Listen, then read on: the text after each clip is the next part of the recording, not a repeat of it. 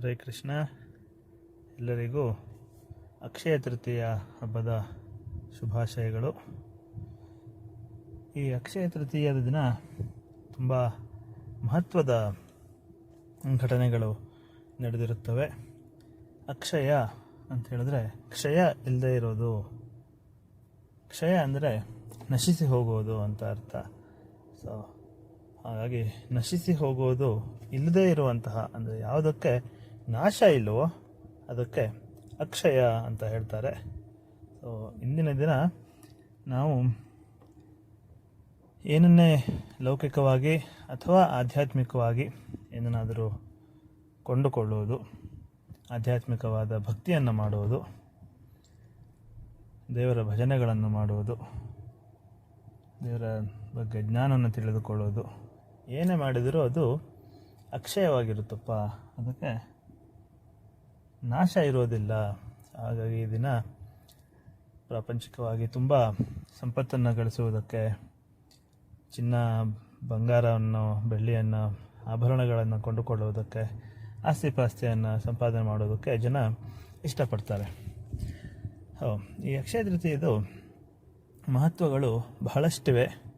ಕೆಲವೊಂದು ಮಹತ್ವಗಳು ಏನಪ್ಪ ಅಂತ ಹೇಳಿದ್ರೆ, ಮೊದಲನೇದಾಗಿ ಪಾಂಡವರು ವನವಾಸದಲ್ಲಿದ್ದಾಗ ಅವರಿಗೆ ಈ ಅಕ್ಷಯ ಪಾತ್ರೆಯನ್ನು ಸೂರ್ಯದೇವರು ಕೊಟ್ಟಿರ್ತಾರೆ ಅಂತ ಪ್ರತೀತಿ ಇದೆ. ಅಕ್ಷಯ ಪಾತ್ರೆ ಏನಪ್ಪ ಅಂದರೆ, ದ್ರೌಪದಿಗೆ ಅಡಿಗೆ ಮಾಡುವುದಕ್ಕೆ ಕಷ್ಟ ಆಗ್ತಾ ಇರುತ್ತೆ ಕೆಲವೊಂದು ಸಂದರ್ಭಗಳಲ್ಲಿ. ಯಾಕಂದರೆ ಪಾಂಡವರನ್ನ ಭೇಟಿಯಾಗೋದಕ್ಕೆ ನಾನಾ ಜನ ಬರ್ತಾ ಇರ್ತಾರೆ, ನಾನಾ ಕಡೆಯಿಂದ ಅವ್ರನ್ನ ಭೇಟಿ ಮಾಡೋದಕ್ಕೆ ಅಂತ ಹೇಳ್ಕೊಂಡು ಜನರು, ಅವರ ಆಪ್ತರು ಎಲ್ಲ ಬಂದು ಹೋಗಿ ಮಾಡ್ತಾ ಇರ್ತಾರೆ. ಅಲ್ಲಿ ಸೌಕರ್ಯಗಳು ಕಡಿಮೆ ಇರುವ ಕಾರಣ ದ್ರೌಪದಿಗೆ ಕಷ್ಟ ಆಗ್ತಾ ಇರುತ್ತೆ. ಹಾಗಾಗಿ ಯುಧಿಷ್ಠಿರ ಮಹಾರಾಜನಿಗೆ ಸೂರ್ಯದೇವ ಈ ಅಕ್ಷಯ ಪಾತ್ರೆಯನ್ನು ಕೊಟ್ಟಿರ್ತಾನೆ.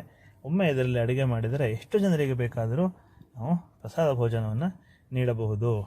ಆದರೆ ಯಾವಾಗ ಆ ಪಾತ್ರೆಯನ್ನು ತೊಳೆದು ಬಿಡ್ತಾರೋ ಖಾಲಿ ಮಾಡಿ, ಅದಾದ ಮೇಲೆ ಅದರಲ್ಲಿ ಮತ್ತೆ ಪ್ರಸಾದ ಮರುದಿನ ಮತ್ತೊಮ್ಮೆ ಅಲ್ಲಿ ಅಡುಗೆ ಮಾಡೋ ತನಕ ಬರ್ತಾ ಇರೋದಿಲ್ಲ.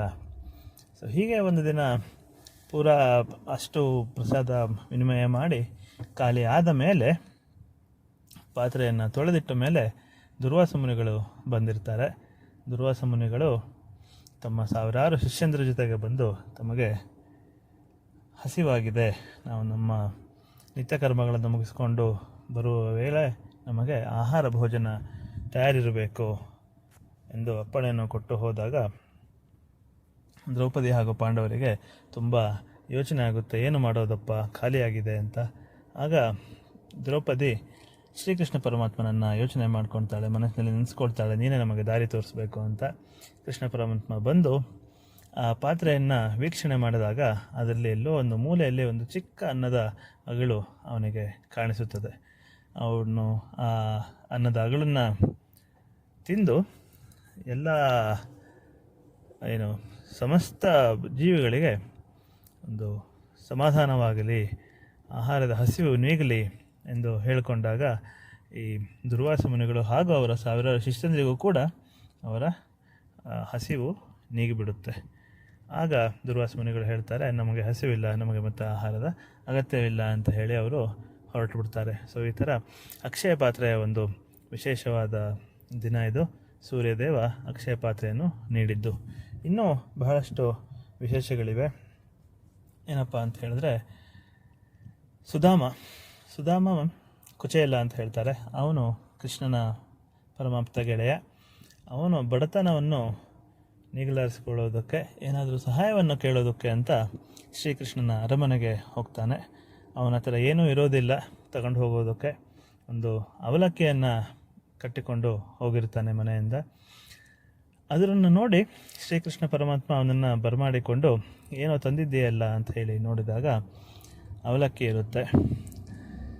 ಕುಚೇಲ ಬೇರೆ ಏನು ಕೇಳೋದಕ್ಕೆ ಅವನಿಗೆ ಮನಸ್ಸಾಗೋದಿಲ್ಲ. ನಾನು ಹೇಗೆ ಕೃಷ್ಣನ ಹತ್ರ ಸಹಾಯ ಕೇಳಿದೆ ಅಂತ ಸುಮ್ಮನೆ ಇರ್ತಾನೆ.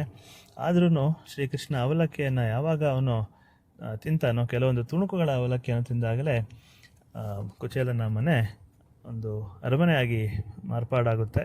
ಅಲ್ಲಿ ಸಾಕಷ್ಟು ಸಂಪತ್ತು, ವಜ್ರ ವೈಡೂರ್ಯಗಳು ಬಂದು ಸೇರಿಕೊಳ್ಳುತ್ತವೆ. ಸೊ ಹಾಗಾಗಿ ಏನು ಕುಚೇಲ ಸುಧಾಮ ಕೂಡ ಆಗರ್ಭ ಶ್ರೀಮಂತನಾಗ್ತಾನೆ, ಆದರೆ ಅದರ ಒಟ್ಟೊಟ್ಟಿಗೆ ಅವನಿಗೆ ಭಕ್ತಿ ಕೂಡ ಗೌರವ ಕೂಡ ಜಾಸ್ತಿ ಆಗುತ್ತೆ ಶ್ರೀಕೃಷ್ಣನ ಮೇಲೆ. ಇದೇ ತರಹ ಪರಶುರಾಮ ದೇವರು ಕೂಡ ಒಂದು ದಶಾವತಾರಗಳಲ್ಲಿ ಒಬ್ಬರು. ಸೊ ಅವರು ಇವತ್ತು ಒಂದು ಅವತರಿಸಿದ ದಿನ ಕೂಡ ಆಗಿದೆ. ಹಾಗೆ ತ್ರೇತಾಯುಗ ಮುಗಿದು ಸತ್ಯಯುಗ ಮುಗಿದು ತ್ರೇತಾಯುಗದ ಒಂದು ಆರಂಭ ಕೂಡ ಹೌದು ಈ ದಿನದಲ್ಲಿ. ಅದೇ ರೀತಿ ಒಂದು ವೇದವ್ಯಾಸರು ಹಾಗೂ ಶ್ರೀ ಗಣಪತಿ ದೇವರು, ವೇದವ್ಯಾಸರು ಹಾಗೂ ಗಣಪತಿ ದೇವರು ಸೇರಿ ಮಹಾಭಾರತವನ್ನು ಬರೀತಾರೆ. ಅದರ ಒಂದು ಪ್ರಾರಂಭದ ಕೂಡ ಇವತ್ತು ಹೌದು, ಮಹಾಭಾರತ ರಚನೆ ಆಗಿರುವಂತಹ ದಿನ. ಹಾಗೆ ಗಂಗಾ ನದಿ ಭೂಮಿಗೆ ಬಂದಿರುವಂತಹ ಒಂದು ಸುದಿನ ಕೂಡ ಹಿಂದೆ ಆಗಿದೆ. ಸೊ ಈ ಥರ ನಾನಾ ರೀತಿಯ ವೈಶಿಷ್ಟ್ಯಗಳು ಇಂದಿನ ದಿನದಲ್ಲಿ ಇವೆ. ಹಾಗಾಗಿ ಇಂದಿನ ದಿನ ಸಂಪತ್ತನ್ನು ಖರೀದಿ ಮಾಡುವುದಾಗಲಿ, ದಾನ ಮಾಡುವುದಾಗಲಿ ಅತಿ ಶ್ರೇಷ್ಠ. ಹಾಗೂ ಆಧ್ಯಾತ್ಮಿಕ ಜ್ಞಾನವನ್ನು ಪಡೆಯುವುದು, ದಾನ ಮಾಡುವುದು ಕೂಡ ಅತಿ ಉತ್ತಮ. ಹಾಗಾಗಿ ನಾವು ಇದೆಲ್ಲದರ ಜೊತೆಗೆ ಆಧ್ಯಾತ್ಮಿಕ ಮಾರ್ಗದಲ್ಲಿ ನಡೆಯೋಣ. ಅಕ್ಷಯ ತೃತೀಯ ಎಲ್ಲರಿಗೂ ಒಳ್ಳೆಯದನ್ನು ಮಾಡಲಿ ಎಂದು ಹೇಳ್ತಾ ಒಂದು ಮಾತನ್ನು ಮುಗಿಸೋಣ. ಹರೇ ಕೃಷ್ಣ.